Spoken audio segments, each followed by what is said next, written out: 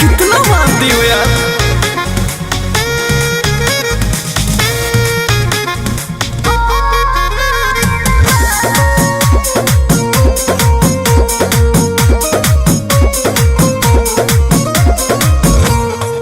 जौन दहरद बापिया रोआ का जानम बोला बिरह के बेदना रोआ ना मानम। अरे हम मानो तू कहो ना।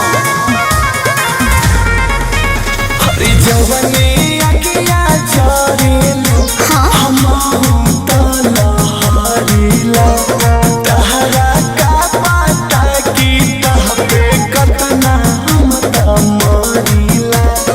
कोई दिन सहजा कटत हो गइल बा ऐसन का कोरोना सुते के आदत हो गइल बा।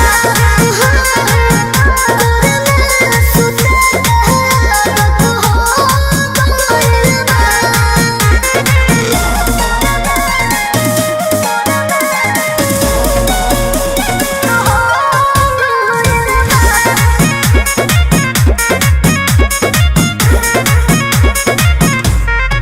सजक साफत बोलो तो क्या दूर का करे हंसे बहसे बोल के हो मजबूर का करे कहे नहीं खा मुझे देखा ऐसे न कहा। हाँ हाँ कह का जानी धनवा हो बुझिले तहरा मन के झूठे कहत बानी चेता के हम परमेश्वर सोनू सरगम के। छलत हो गइल बा तो तोरा के पहले बोले के रहे ना।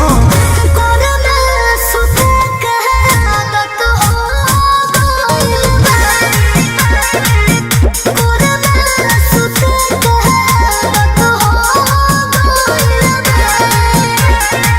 अच्छा आवाज सूत रहा।